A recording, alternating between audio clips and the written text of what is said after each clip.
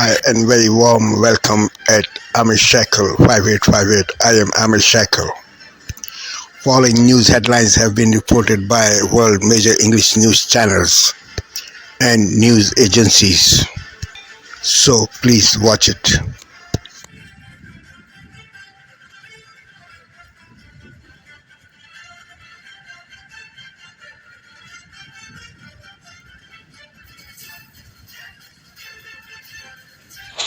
Tonight we have breaking news as we come on the air just in this evening. The cause of death now revealed for actor Gene Hackman and his wife. Tonight the chief medical examiner revealing Oscar-winning actor Gene Hackman died of heart disease and Alzheimer's, and that his wife had died a week earlier in the home from a rare virus transmitted by mice droppings in urine. Authorities telling our correspondent they believe Gene Hackman was in the home for a week with his dead wife. Tonight, the dramatic images, the explosion of Elon Musk's SpaceX Starship, the FAA now ordering an investigation tonight. The rocket breaking up 9 minutes into its test flight, debris streaking across the sky. Multiple airports ordering ground stops. Pilots in the air warned to look out for debris. A passenger recording images through this airplane window. Tonight, the new turn in President Trump's on-again, off-again tariffs. 24 hours after pausing 25% tariffs against Canada and Mexico, saying it's just a pause for one more month. Now President Trump is threatening Canada with a tariff up to 250% on dairy and lumber. What builders in the U.S. say that could do immediately to the cost of construction and homes here. At this hour, we're following a case making national headlines for the first time in 15 years.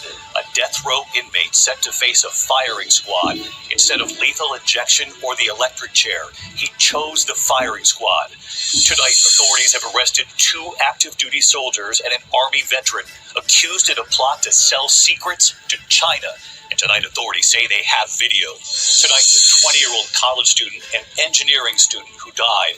Authorities were at first told he was hit in the chest while playing basketball. Tonight, investigators say it was not basketball, it was hazing, that he was repeatedly punched in the chest. Tonight, dangerously high winds gusting up to 65 miles per hour in the northeast. Planes rocking back and forth as they were coming in for landing.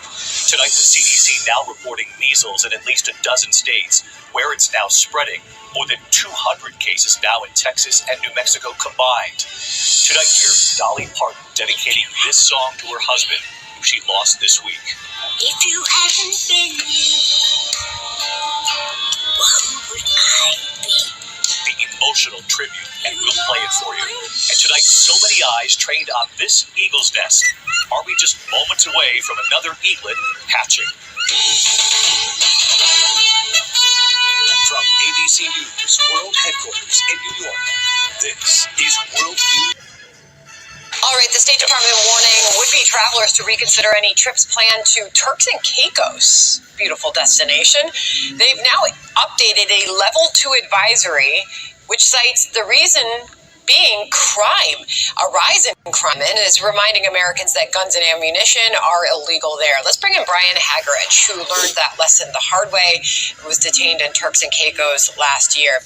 Brian, thank you so much for joining us. We thought of you right away when we saw this warning. And just a reminder for viewers and listeners right now of your case. You were detained upon your departure from Turks and Caicos. You were traveling with your family. You were arrested in February 2024, held for 101 days. You pleaded guilty to possession of 20 rounds of ammunition.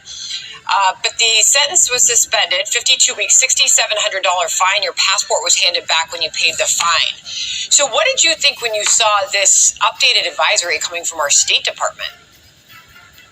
Well, first off, thanks for having me today, Sandra. Learning of this update was very welcome news to myself and a number of other Americans that have gone through similar situations. It really shows that the new leadership of the new administration is truly interested in protecting Americans who travel abroad. It really sends a strong statement, to others that may come into the situation, and also truly advises of what the state of that island currently is in relation to gun violence and crime. Yeah, so they've issued a level 2 advisory. They're warning travelers to exercise increased caution due to crime. This alert obviously is coming just ahead of many who will be traveling to that destination for spring break. This is some of the individuals detained in Turks and Caicos in recent times, some of which you sat down with. Listen. It's a backpack that I have at home that I hadn't used in a while, but I had used it previously for carrying supplies in my car and going to the shooting range. I chose to, purchase a gun and ammunition, in which through Tallahassee I was able to, because I was cleared of that to be able to have it. So, but no intention to hurt nobody or anything. Tell you the truth, I'm scared of myself. This is about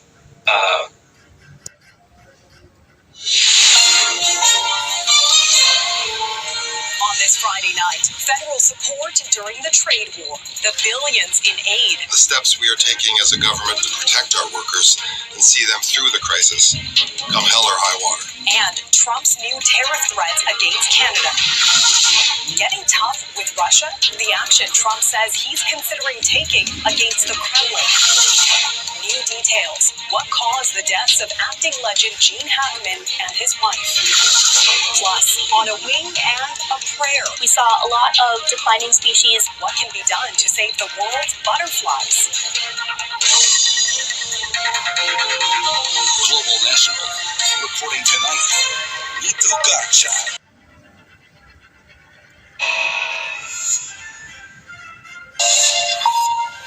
Good morning, I'm Oliver Farry, and this is Daybreak. Syrian security forces have killed more than 300 Alawite civilians in 5 separate massacres since Thursday, according to the UK-based Syrian Observatory for Human Rights. The killings, which are being described as executions, have occurred during 2 days of clashes between government forces and fighters loyal to former President Bashar al-Assad. Cyclone Alfred is downgraded to a tropical low but continues to batter the east coast of Australia with heavy winds and rain. Flooding has been reported in some regions and 300,000 people in Queensland are without power. Today is International Women's Day, and Iranian women continue to fight for their rights 2.5 years after the death of 22-year-old Mahsa Amini sparked the Women Life Freedom protests. We'll be speaking shortly to anthropologist Shora Makaremi about the protests.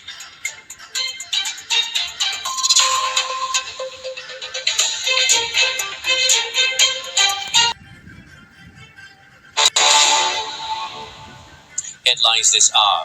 China's 2 sessions underway. Lawmakers are reviewing work reports to crack down on issues that endanger national security and social security during the second full session of the National People's Congress today. They are by the NPC Standing Committee, the Supreme People's Court, and the Supreme People's Procuratorate. Myanmar's military chief says the country will head to the polls this December or January next year.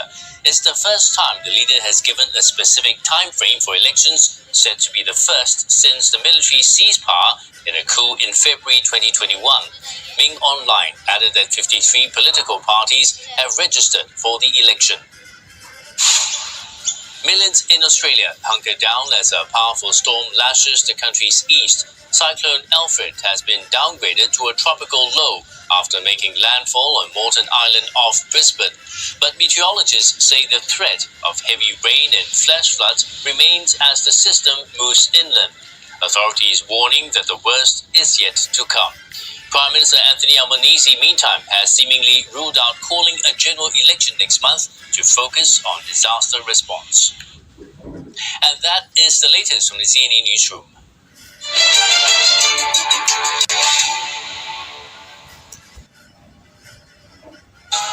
Knows the grooms are worth right. Under the Vines, Friday on ABC TV, or stream the full season now on ABC iView.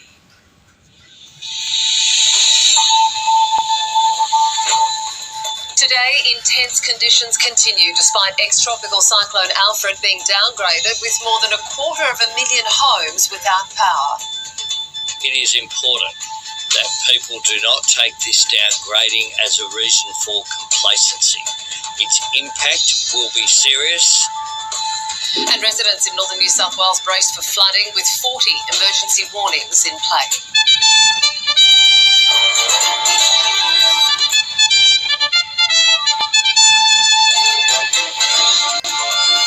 Also ahead, an autopsy finds actor Gene Hackman and his wife died of natural causes about a week apart.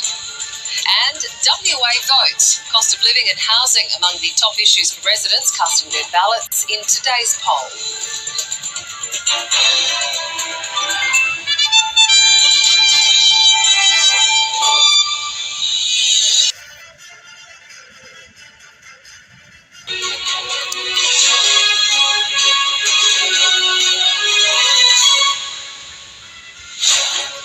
Hello, very good morning. It's 8 o'clock. Coming up on the show today, investigators find Oscar-winning actor Gene Hackman died a week after his wife, Betsy Arakawa, who had contracted a rare virus.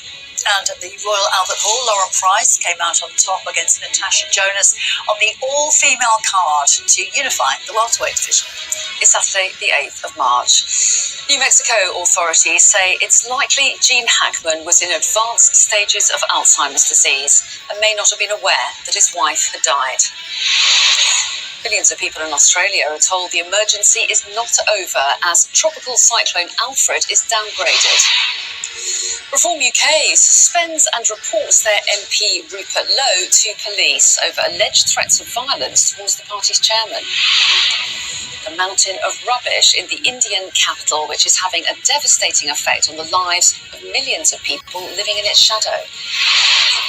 And at Indian Wells, there were comeback wins for both Katie Bolter and Cameron Norrie as they go through to the third round.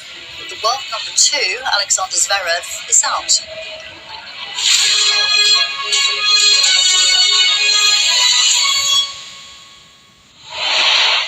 Hello, very good morning. Thanks for joining us here today. Our top story.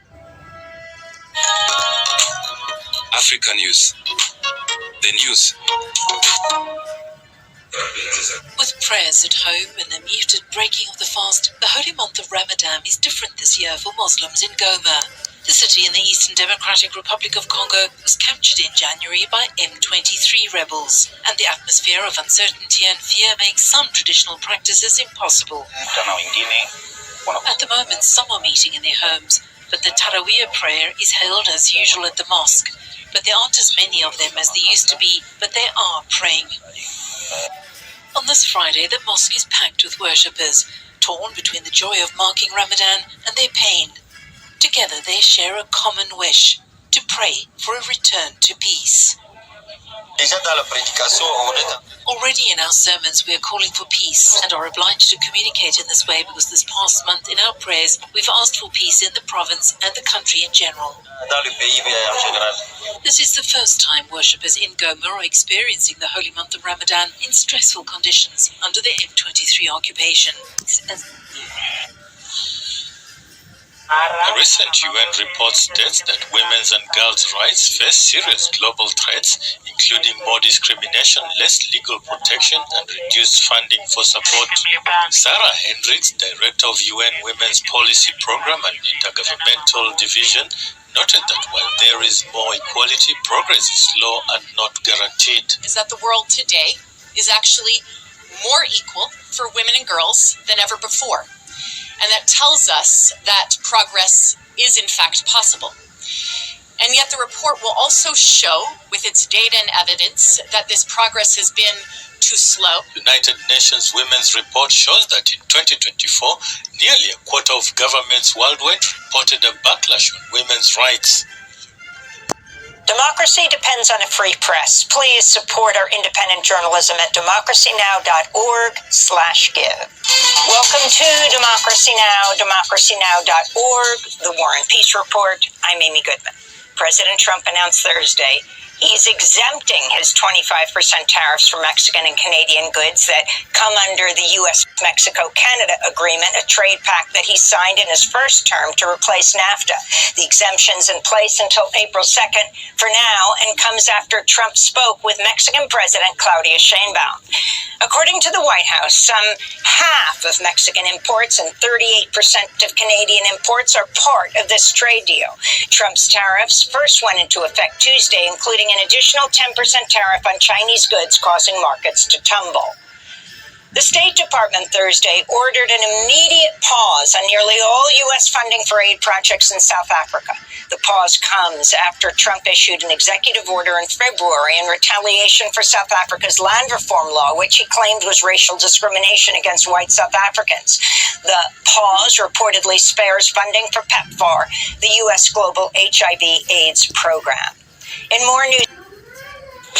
Tonight, what officials just said about the mysterious death of Gene Hackman and his wife. The devastating news conference laying out the timeline.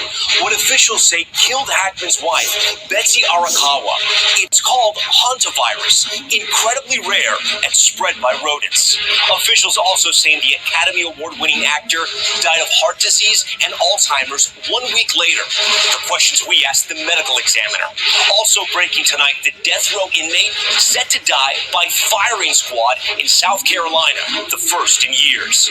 The extreme weather slamming parts of the East Coast, the multi-story scaffolding collapsing in Boston, the new reporting Elon Musk clashing with Secretary of State Marco Rubio and Transportation Secretary Sean Duffy over layoffs. What the president said tonight about the showdown. Explosions in the sky. A second SpaceX launch explodes moments after liftoff. Chunks of the capsule raining down on the Caribbean. On the front lines are Keir Simmons, the first American network correspondent in a part of Russia where Ukrainians are on the attack. Plus, Trump's new warning to Putin. You did not kill a soul. Absolutely not. You didn't do any of those things you've been convicted of doing. Correct. Convicted killer Lori Vallow Daybell speaks out in her first TV interview to Dateline's Keith Morrison, what she told him about her blockbuster case. This is NBC Nightly News with Lester Holt. From CBS News headquarters in New York, this is the CBS Evening News. Good evening, I'm Maurice Dubois. I'm John Dickerson. A lot of the mystery about the deaths of Gene Hackman and his wife has been solved. Late today, the medical examiner said the Academy Award-winning actor died of heart disease and Alzheimer's, most likely on February 18th. That, the ME said, was about a week after his wife, Betsy Arakawa, died of hantavirus, a disease spread by rodents that attacks the lungs. Hackman was 95, Arakawa was 65. Their bodies were found Wednesday of last week at their home in Santa Fe, New Mexico. Carter Evans has the latest on the new developments. Carter? Well, what we learned today is more about the timeline. Investigators already knew that Gene Hackman and his wife died in separate rooms of their home, but how and when they died is now becoming clear. For more than a week, the deaths of actor Gene Hackman and his wife Betsy have been a mystery filled with speculation. Today, Chief Medical Examiner Dr. Heather Jarrell provided answers. The cause of death for Miss Betsy Hackman is hantavirus pulmonary syndrome. The manner of death is natural. The cause of death for Mr. Gene Hackman is hypertensive and atherosclerotic cardiovascular disease, with Alzheimer's disease as a significant contributory factor. Santa Fe Sheriff Adam Mendoza confirmed that Betsy Arakawa Hackman had run several errands on February 11th, and when she returned home, the data trail turned cold. There was no additional outgoing communication from her or known activity after February 11th, 2025. Based on Hackman's pacemaker activity, it appears he was alive for a full week after his wife passed away. Was he aware that Ms. Hackman had died? And I think that question's difficult to answer, but I can tell you that he was in an advanced state of Alzheimer's, and it's quite possible that he was not aware that she was deceased. Now, the case is not closed just yet. Investigators are still waiting for a necropsy to help determine exactly how the couple's dog died. They're also still trying to gain access to their cell phones to see if it could shed any light on what may have happened in that week between their two deaths. Carter Evans in Santa Fe tonight. Thank you. Dr. Celine Gall. Thank you very much for giving time to Amir Shekel 5858. I am Amir Shekel. Have a good life. Bye-bye.